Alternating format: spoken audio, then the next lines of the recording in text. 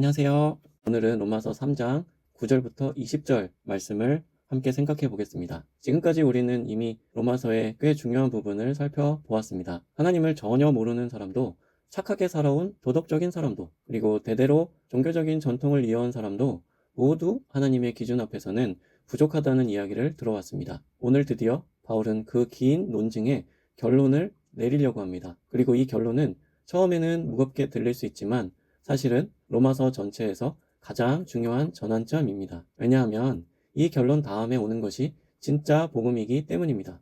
9절부터의 내용을 읽으면서 저는 거대한 법정 장면을 상상하게 됩니다. 판사가 있고 검사가 있고 피고인이 있고 변호사가 있는 법정. 그런데 이 법정은 보통 법정이 아닙니다. 판사는 하나님이시고 피고인은 전 인류입니다. 9절에서 검사 역할을 하는 바울이 기소 선언을 합니다. 그러면 어떠하냐? 우리는 나으냐? 결코 아니라. 유대인이나 헬라인이나 다 죄 아래 있다고 우리가 이미 선언하였느니라. 유대인이든 헬라인이든, 즉 종교적 배경이 있든 없든 도덕적이든 그렇지 않든 모두가 죄 아래 있다는 선언입니다. 10절부터 18절까지는 구약 성경 여러 곳에서 인용한 기소 내용이 낭독됩니다. 읽으면서 한 항목씩 살펴볼까요? 첫 번째, 의인은 없나니 하나도 없으며. 10절, 의롭다는 것은 하나님 앞에서 올바른 상태에 있다는 뜻입니다. 하나님의 기준을 완전히 충족한 사람이 단 한 명도 없다는 것이죠. 물론 이것이 불편하게 들릴 수 있습니다. 나는 나름대로 괜찮게 살았는데? 라고 생각하실 수도 있겠죠. 하지만 이 선언은 인간 기준이 아니라 하나님 기준입니다. 앞에서 살펴본 것처럼 하나님은 마음의 가장 깊은 곳까지 보십니다. 둘째, 깨닫는 자도 없고 하나님을 찾는 자도 없고. 11절, 시편 49편에서는 존귀하게 살아도 깨닫지 못하는 자는 멸망하는 짐승 같다는 표현이 있습니다. 하나님께서 자연을 통해, 양심을 통해 충분히 신호를 주셨지만 사람은 능동적으로 하나님을 찾으려 하지 않았다는 겁니다. 솔직하게 여쭤볼게요. 당신의 삶에서 하나님이 존재하는지 진지하게 탐구해 본 적이 있으신가요? 혹시 바쁜 일상과 소소한 즐거움 속에서 그 질문을 뒤로 미뤄두시지는 않으셨나요? 셋째, 다 치우쳐 함께 무익하게 되고 선을 행하는 자는 없나니 하나도 없도다. 12절, 무익하게 되었다는 표현이 흥미롭습니다. 하나님께서는 우리를 창조하신 목적이 있는데 그 목적에서 벗어나 버렸다는 것이죠. 마치 배가 목적지가 있는데 방향을 잃고 표류하는 것처럼요. 겉으로는 열심히 달리고 있는 것 같아도 방향이 없다면 결국 어디에도 닿지 못하는 것처럼요. 넷째, 말의 죄. 그 목구멍은 열린 무덤이요, 그 혀로는 속임을 일삼으며 그 입술에는 독사의 독이 있고 그 입에는 저주와 악독이 가득하고. 참 충격적인 표현들입니다. 그런데 한번 생각해 보시겠어요? 내가 하루 동안 입으로 하는 말들을 전부 다 녹음해서 들어본다면 어떻게 될까요? 직장에서, 가정에서, 친구들과의 대화에서 뒷담화, 과장, 핑계, 가시돋친 말들을 얼마나 많이 하고 있나요? 독사의 독이라는 표현이 과하게 느껴지더라도 말 한마디가 누군가의 하루를, 때로는 인생 전체를 망가뜨리는 것을 우리는 알고 있습니다. 다섯째, 행동의 죄. 15절부터 17절. 그 발은 피 흘리는데 빠르고 파멸과 고생이 그 길에 있으며 평강의 길을 알지 못하였고. 왜 세상에는 끊임없이 갈등과 전쟁과 착취가 반복될까요? 성경은 그 뿌리가 여기에 있다고 말합니다.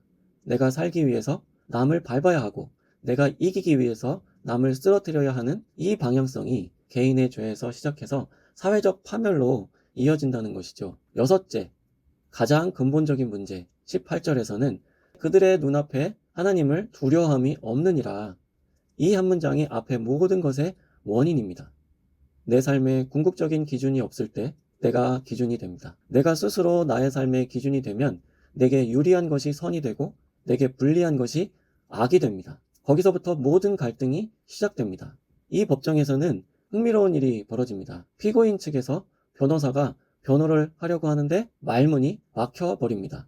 우리가 알거니와 무릇 율법이 말하는 바는 모든 입을 막고 온 세상으로 하나님의 심판 아래 있게 하려 함이니라. 지금까지 우리가 살펴본 것들을 돌아보면 이해가 됩니다. 나는 몰랐다? 아니죠. 양심이 이미 그것을 알고 있었습니다. 다만 우리가 막고 있었을 뿐입니다. 나는 착하게 살았다? 아니죠. 마음속 가장 깊은 곳까지 다 드러날 것입니다. 나는 종교적으로 특별하다? 아닙니다. 형식이 아니라 마음이 기준이라고 했습니다. 나는 다른 사람들보다는 더 낫다? 그렇게 말할 수 없습니다. 기준이 다른 사람이 아니라 하나님이 기준이시니까요. 그러니까 어떤 방어도 성립하지 않습니다. 그래서 20절에 이렇게 판결이 내려집니다. 그러므로 율법의 행위로 그의 앞에 의롭다 하심을 얻을 육체가 없나니 율법으로는 죄를 깨달음이니라. 율법, 즉 하나님의 기준으로는 아무도 합격할 수가 없습니다. 그렇다면 율법은 왜 있었던 것일까요? 바울은 대답합니다. 율법은 우리를 합격시키기 위해서 있는 것이 아닙니다. 율법은 거울입니다. 거울은 우리 얼굴을 예쁘게 만들어주는 도구가 아니죠. 있는 그대로 보여주는 도구입니다. 그래서 율법으로는 죄를 깨닫는 것입니다. 율법은 우리가 얼마나 하나님의 기준에서 멀어졌는지를 정확하게 보여주기 위해 있는 것입니다. 이쯤 되면 이 말씀이 너무 무겁게 느껴지실 수 있으실 겁니다. 모든 사람이 죄인이고 아무도 합격할 수 없다. 나를 위한 변호사도 없다. 이게 로마서의 결론이라면 이것은 참 절망적인 메시지가 될 겁니다. 그런데 바울이 지금까지 이 모든 이야기를 한 이유가 있었습니다. 다시 의사 비유를 떠올려 보시겠어요? 의사가 환자에게 정확한 병명을 알려주는 것은 치료를 시작하기 위해서입니다. 진단이 정확해야 치료가 시작될 수 있잖아요.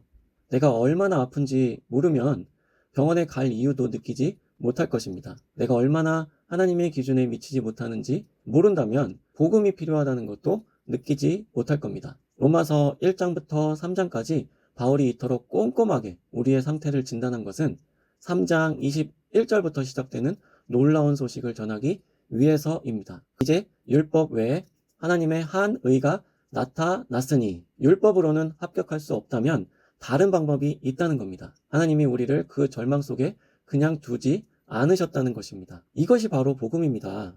다음 편에 드디어 그 이야기가 시작됩니다. 저는 이 이야기를 정말로 들려드리고 싶었습니다. 다음 시간에 꼭 다시 뵐 수 있으면 좋겠습니다. 감사합니다.